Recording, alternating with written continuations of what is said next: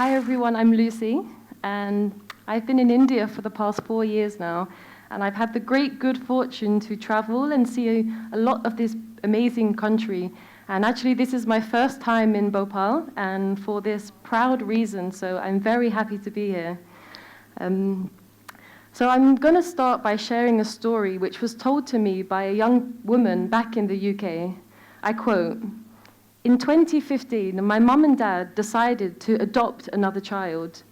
They were very keen to take on a child that other families might not want, so this would typically mean an older child, a boy, or a child that didn't speak English. This meant that they would probably be matched with a refugee child. To try and find out a bit more about where my new brother or sister might be coming from, I went to visit a refugee camp in Calais in France called the Jungle. And at the camp, I met a lady there who was volunteering.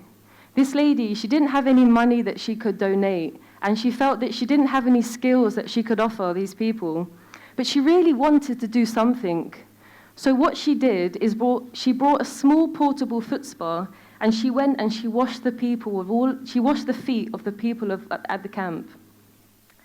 This young person is the founder of a community of over 100,000 people who are supporting refugees across the world. She told me this story when I asked her, what inspired you to start this initiative? This story, along with many other inspiring stories of the power of kindness shared by young people, are stories that I'm collecting for a book that I'm putting together to support a campaign called Kindness Matters for the Sustainable Development Goals. And I really want to start by sharing with you one of my favorite quotes. And here it is. "A great human revolution in just a single individual can help achieve a change in the destiny of a nation, and further, can even help achieve a change in the destiny of all humankind." This is the powerful conviction of Buddhist philosopher and peace builder Daisaku Ikeda. And I believe that this great human revolution that Mr. Ikeda is speaking about is none other than a powerful transformation of the heart and a powerful transformation of kindness. My talk today is about why I believe we should all renew our hope in kindness, why we should have the conviction that our kindness really does matter. And I also want to share some stories that show how individuals, just like you and I, are helping to achieve a transformation of the world through kindness on a very practical level. But before that, I really want to get something off my chest. I don't stand up here as some expert on kindness, and I'm not an exceptionally kind person myself, although I try my best. Rather, I'm talking as an advocate of kindness, as a person who really feels that kindness is the way to move the world in the positive direction, and as someone who is really striving to do my own great human revolution, and to better understand the question, what kind of kindness are we talking about? What do we need? What kindness do we need today? Because I really don't think it's a kind of kindness that is just, very polite and nice and just lets anything go by. No. Now, I've been traveling for more than a decade now, and I've visited 30 countries within that time, almost one for every year of my life, almost. And whilst I've been traveling, I've been observing different societies, not from a place to judge, but just to understand, what makes a society great? What makes a nation great? India has been extremely significant for me, and it's been a major part of my life for the past few years. I really love this land, and it's really changed me beyond the point of return. It's taught me so much about kindness, humility, humanity, and the importance of living with spiritual values. For me, India is one of the greatest nations in the world for these reasons. I see that much of the turmoil and suffering in India comes from the fact that most of the world, and I'm talking about most, like the countries that have dominated in the last few centuries, they've really lost touch of these most essential elements of life and really taken advantage and exploited kindness. And so it's paved the way for a world in which these qualities feel like a weakness.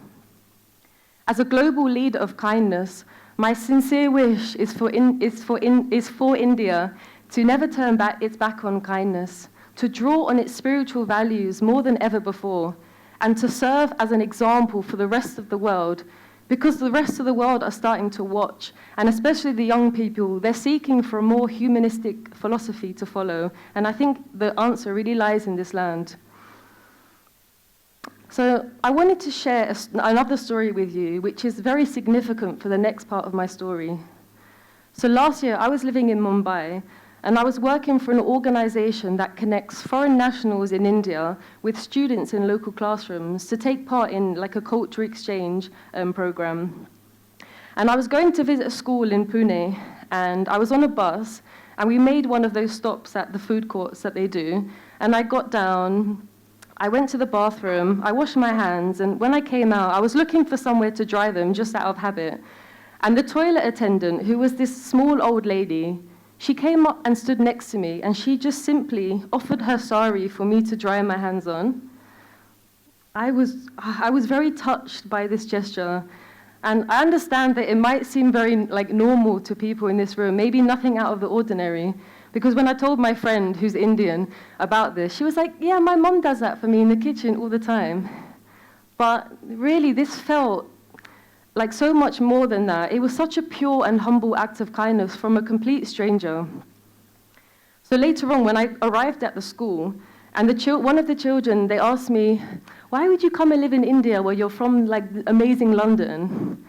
And I said, I shared the story, and I said it's because of things like this, because of people like this, that keeps me here. And I'm not saying everyone in the UK and London are really unkind or bad people, but there's something really pure in the hearts of people that I've encountered here. And this led to a discussion with the children about what it means to be rich and wealthy and successful. And when I shared my opinion that those who are kind are rich, one of the children said to me, Auntie, that lady in the toilet, she's the richest person in the world. And I said, I agree with you. I was so inspired by this encounter and also the way the children were responding to this story, the sense of pride that they were feeling, that I said, I want to go and spread this message to as many young people in India as I can. So that's what I did. I went to travel across India. I went to Chandigarh, Hyderabad, Guwahati.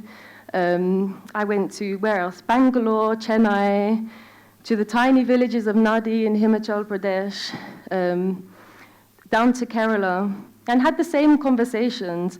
And I really wanted to urge the youth, please treasure the heart of India and make sure that kindness and humanity remain such a central part to your value system. Of course, go out in society, be successful, but never forget to make kindness really your foundation for life. Then an amazing opportunity came my way about June last year, which completely aligned with the kind of message that I wanted to spread.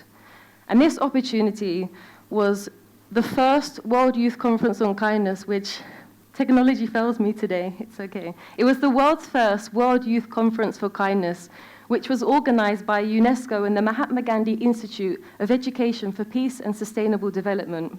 Of course, this kind of initiative could only come from India, I thought.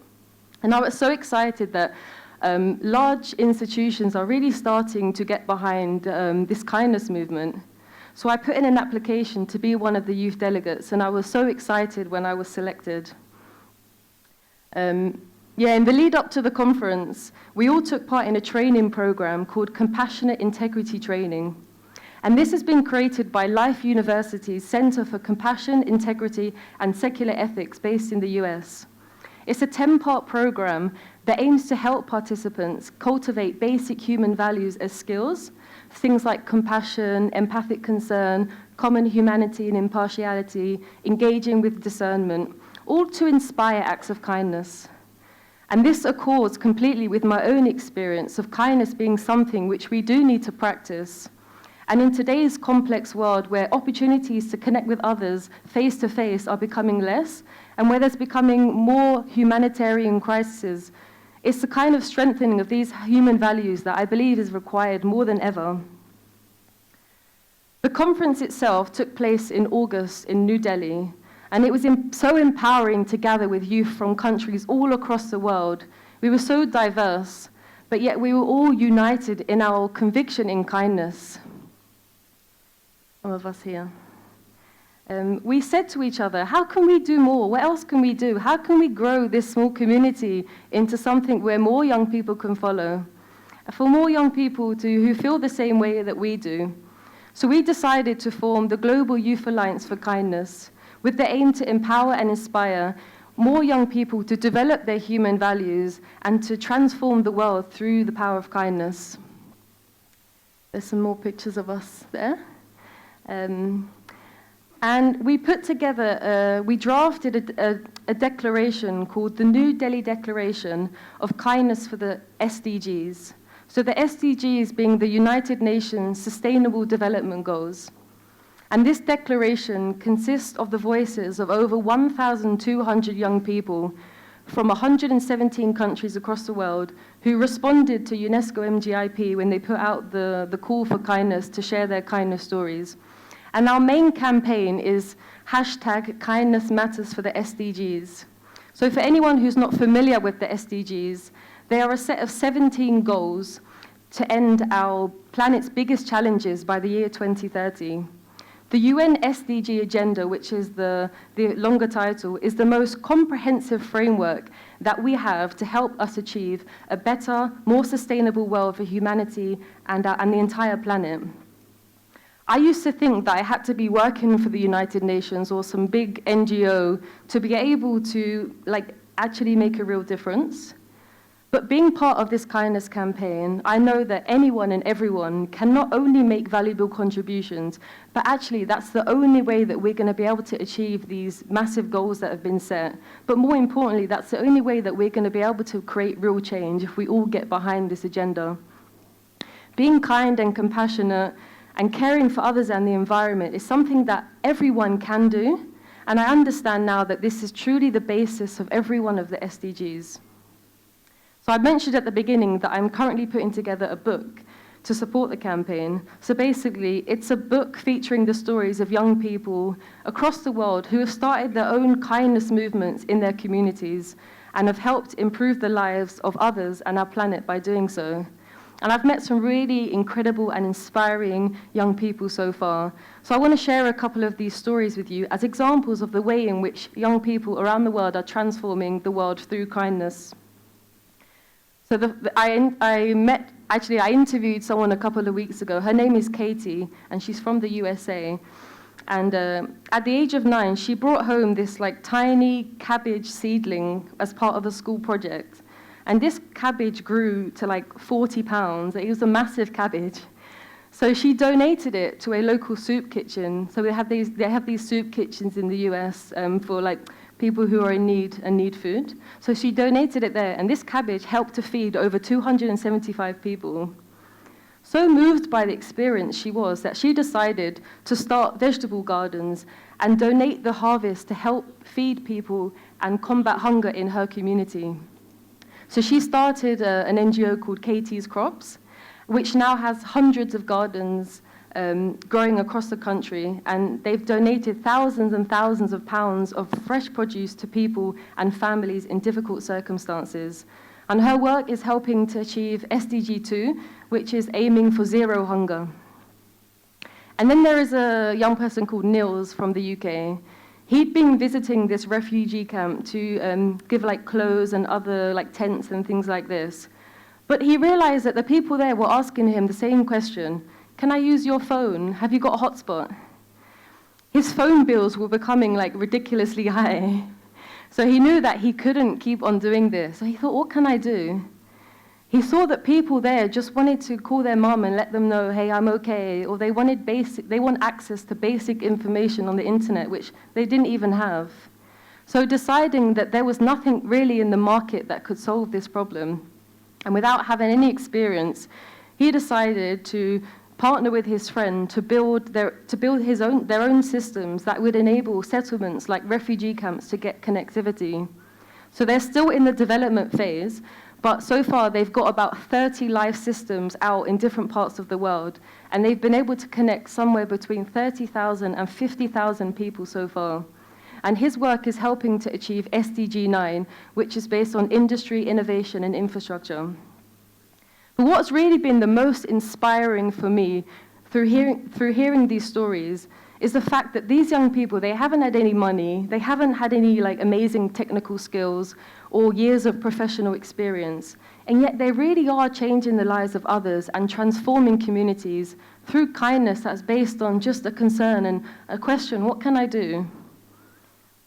It's funny because I told my friend in London about this project, and he's in his 70s, and he said to me, Lucy, society's goal in the 20th century was about full employment, wealth distribution, the rule of law.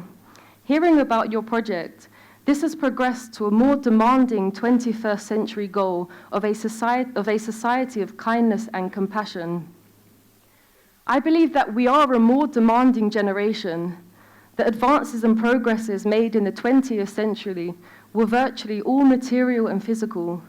Whilst there was commendable progress in the fields of science and technology, improvements in health and advances in human rights, it was also a time of unprecedented tragedy and human suffering, marked by appalling and ceaseless war and conflict.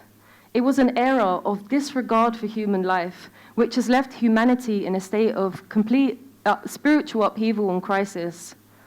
I believe that we really have to make an effort to change this, not just complain or wish somebody else will do it or turn our backs. We have to really do something to correct this. So this campaign, it's basically about a revival of the human spirit. It's an attempt to make uniquely human values the driving spirit of the age. It is based on a desire to make the 21st century one of compassion, one of kindness, one where the respect for the dignity of life is held above anything else. And we would especially like to call on young people of the world to be courageous with kindness. Right now, we've got the largest population of youth the world has ever seen. The time is really ripe for it now. And I really believe that together, technology, we can work across country boards and everything, join forces and to make this century truly wonderful. My friend Anoki, who's also a member of the Alliance, she summed it up really beautifully with these words. In a world which seems to be dominated by hatred and violence, it can be overwhelming and difficult to understand that every single act of kindness is a micro movement.